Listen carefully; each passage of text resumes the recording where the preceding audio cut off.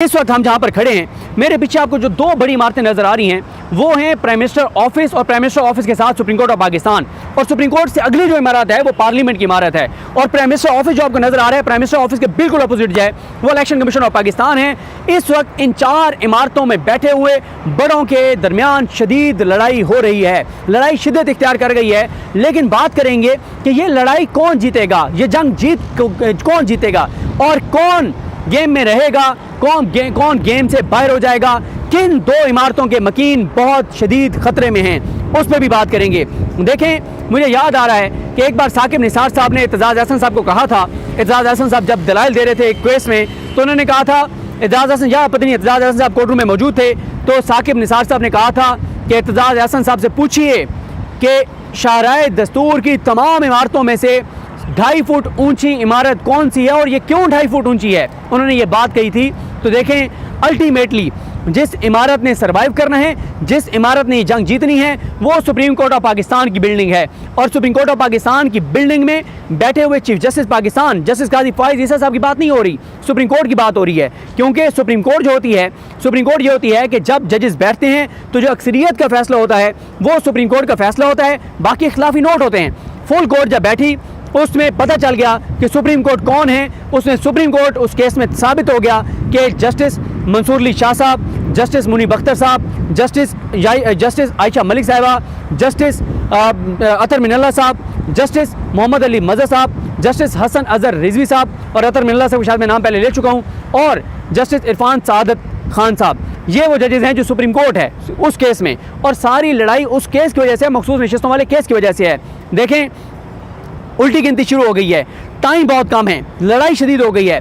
Parliament अपना आखिरी card खेल चुकी है। पार्लियामेंट ने अपना आखिरी कार्ड ये खेला कि उन्होंने क्या किया कि उन्होंने कानून साजी कर दी, और कानून साजी के जरिए सुप्रीम कोर्ट ने, यानी कानून साजी है कि उन्होंने बिल पेश किया, कमेटी से मंजूर करवाया, कौमी असम्बली से पास होगा, सेनेट से पास होगा, और उसमें उन्होंने ये किया कि सुप्रीम कोर्ट ने जो 3 चीज़ें कही थी उन तीनों चीज़ों को बदल दिया। मसलन सुप्रीम कोर्ट ने ये किया, उन्होंने कहा कि जो आज़ाद उम्मीदवार हैं, जो आज़ाद उम्मीदवार थे रसूली इत्तेहाद कौंसिल में चले गए, उनको अब दोबारा ये मौका फराहम किया जा रहा है कि वो ये बयान हल्फी दें कि वो जब इलेक्शन लड़े थे तो किस जमात के उम्मीदवार थे, और उस जमात का उस जमात से एफिलिएशन के बयान हल्फी दें इलेक्शन कमीशन में, और इलेक्शन कमीशन उसके बाद उस पार्टी से क्लैरिफाई करे और उस पार्टी से डिक्लेरेशन लेके, सर्टिफिकेट लेकर, उसके बाद इलेक्शन कमीशन उनको उस पार्टी का MNA डिक्लेयर करे।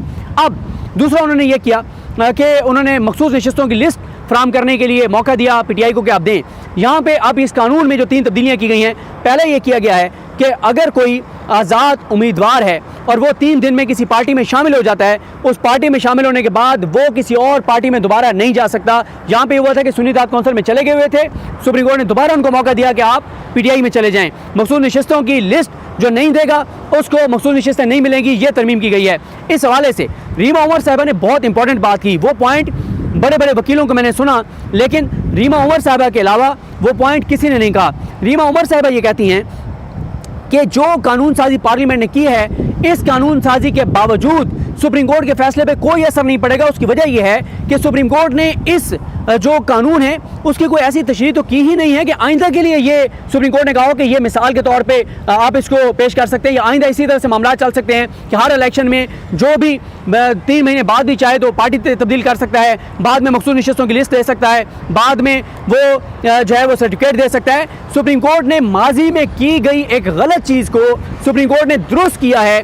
सुप्रीम कोर्ट ने ये चीज़ें मुस्तकबिल के लिए नहीं की कि आइंदा भी ऐसा हो सकता है। सुप्रीम कोर्ट ने माजी की गई ब्लंडर्स को, गलतकारियों को, उन हालात को देखते हुए और उन हालात को डिक्लेयर करते हुए कि जिन हालात में ये सब कुछ हुआ है उस वजह से सुप्रीम कोर्ट ये कर रही है, ठीक कर रही है, इसलिए सुप्रीम कोर्ट ने ये किया, माजी की चीज़ को ठीक किया है, मुस्तकबिल के लिए नहीं। ये उन्होंने एक मिसाल बना दी कि आइंदा भी आप सुप्रीम कोर्ट के इस फैसले की बुनियाद बना के कोई भी जो है वो अगले इलेक्शन में कर सकता है, ऐसा नहीं है।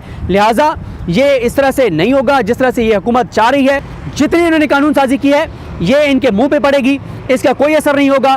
सुप्रीम कोर्ट से बड़ी खबर का इंतजार कीजिए, सुप्रीम कोर्ट से बड़ी खबरें आने वाली हैं, और उसकी एक वजह है, सुप्रीम कोर्ट ने जो डेडलाइन दी थी वो वैसे तो डेडलाइन अगर आप वर्किंग डेज काउंट करते हैं तो वो सितंबर में जाके आती है, लेकिन PTI ने एक स्मार्ट मूव की।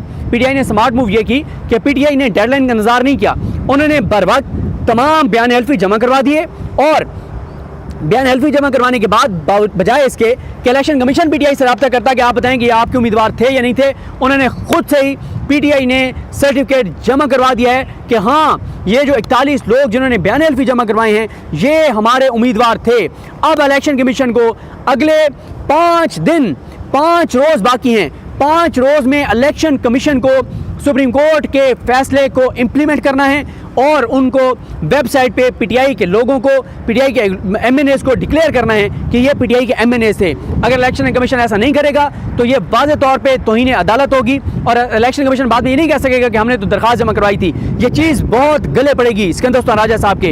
इनके हालात वैसे भी ठीक नहीं हैं और ये भी हो सकता है कि अगले 4-5 दिनों में जो है वो तफसीली फैसला जारी हो जाए।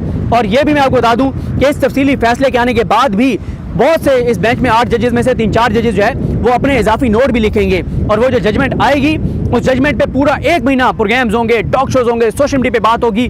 और उसमें जिस तरह से आजकल हसनात मलिक साहब कहते हैं या मतीउल्लाह जान साहब ये बात कहते हैं कि उसमें जब उस तफसीली फैसले में ऐसी चीज़ें लिखी जाएंगी जो सुप्रीम जुडिशल काउंसिल में इलेक्शन कमीशन के खिलाफ, इलेक्शन कमीशन के मेंबरान के खिलाफ, चीफ इलेक्शन कमिश्नर के खिलाफ वो चीज़ें इस्तेमाल हो सकती हैं, क्योंकि सुप्रीम कोर्ट जिस बुनियाद पे फैसला देगी वो इलेक्शन कमीशन का कंडक्ट होगा और उस हवाले से बहुत कुछ होगा।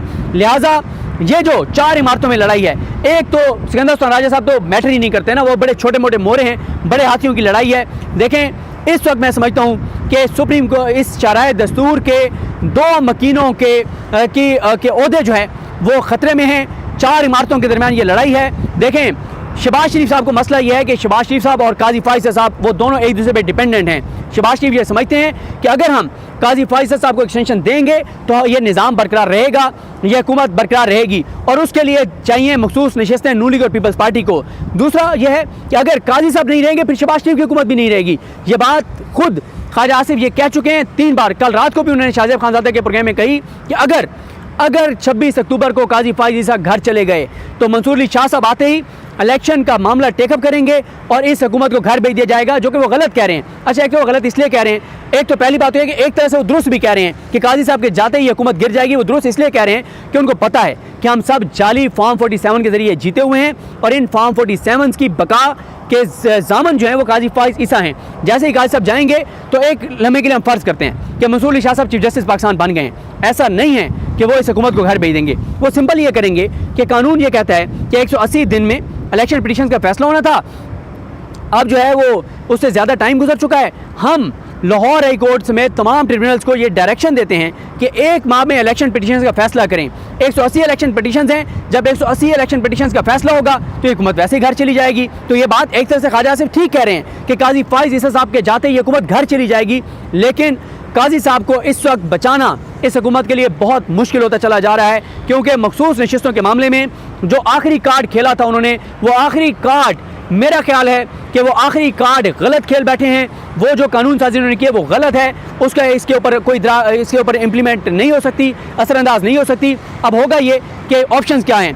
पहला ये है कि सुप्रीम कोर्ट तफसीली फैसला जारी कर दे, उसमें चीज़ें क्लैरिफाई हो जाएं। दूसरा यह है कि जजेस चैम्बर में उनको बता दें कि क्या कर रहे हैं। तीसरा यह है कि ये सारा मामला सुप्रीम कोर्ट में चैलेंज हो जाए, जजेस बैठ के फैसला कर दें। लेकिन एक बात तो तय है कि सुप्रीम कोर्ट अपने इस फैसले पे इंप्लीमेंट करवाएगी। फ्यूचर के 5 चीफ जस्टिस के साख का मामला है, उनकी क्रेडिबिलिटी का मामला है कि उनके फैसले को इलेक्शन कमीशन इस तरह से जूते की नोक पर रख सकता है या नहीं रख सकता। और दूसरा उनका ये है कि जनाब ये तो कल को सुप्रीम कोर्ट कोई भी फैसला देगी और उसको जो है पार्लियामेंट बैठ के कानून साजी करके और उड़ा देगी। और इस हवाले से जो रीमा उमर साहब ने बात की, इससे पहले बैरिस्टर साद रसूल साहब और फैसल चौधरी साहब ने भी यही बात कही थी, एक पॉइंट, और वो ये था कि जब भी सुप्रीम कोर्ट आइन के किसी शिक की तशरीह कर देती है फिर आप सिंपल कानून साजी के ज़रिए उस चीज़ को गैर मौसर नहीं कर सकते।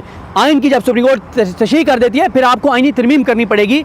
और यहाँ पे सुप्रीम कोर्ट जो है वो इलेक्शन एक्ट की तशरीह करने नहीं बैठी थी।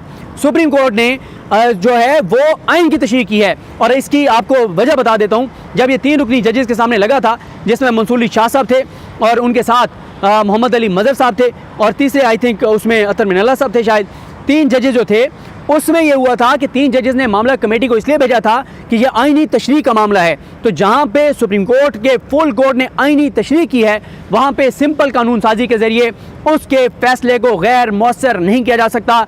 तो शहर इक़्तिदार में शाहराए दस्तूर की 4 इमारतें, इनमें लड़ाई शदीद है आखिरी कार्ड खेले जा रहे हैं। काजी साहब और शहबाज शरीफ साहब एक दूसरे पे डिपेंडेंट हैं। काजी साहब रहेंगे तो हुकूमत रहेगी, काजी साहब जाएंगे तो हुकूमत भी जाएगी। इन दोनों की कुर्सियां खतरे में हैं और 4 या 6 माह मैक्सिमम इस हुकूमत के, इससे ज़्यादा नहीं है। मैं बता चुका हूँ कि 27 अगस्त तक इमरान खान साहब की रिहाई के हवाले से फाइनल हो जाएगा कि कब वो बाहर आ रहे हैं। उससे पहले भी कोई बड़ा किसी अदालत से फैसला आ सकता है, लेकिन ये इस वक्त सूरत हाल है। अल्टीमेटली जो प्रिवेल करेगी वो सुप्रीम कोर्ट करेगी, क्योंकि तगड़े जजेस हैं और ये वो दौर नहीं है जो बंदयाल साहब वाला था, जब काजी फैसल साहब ने ग्रुप बना के सुप्रीम कोर्ट को इतना कमज़ोर कर दिया था कि सुप्रीम कोर्ट बिल्कुल जो है वो टके टोकरी हो गई थी, सिर्फ उस ग्रुप की वजह से जो काजी साहब ने बनाया हुआ था। अब मंसूर अली शाह साहब, मुनीब अख्तर साहब, ये कंसीडर होते थे अलग अलग ग्रुप, दोनों एक पेज पर हैं, आइन की खातिर, कानून की खातिर, इस मुल्क की खातिर, अपने हलफ की खातिर। तो चीज़ें बड़ी तेज़ से बदल रही हैं। जैसे ये मौसम ज़बरदस्त है, पाकिस्तान के हालात भी बेहतरी की तरफ जाने की उम्मीद पैदा हो गई है। ये हालात बेहतर होंगे, पाकिस्तान आगे जाएगा। ये इस वक्त ताज़ा तरीन सूरत हाल है शहर इक़्तिदार से, शहर दस्तूर से। मुझे अपनी दुआ में याद रखें। अल्लाह करीम हम सब का हामी नासरू। अल्लाह हाफ़िज़।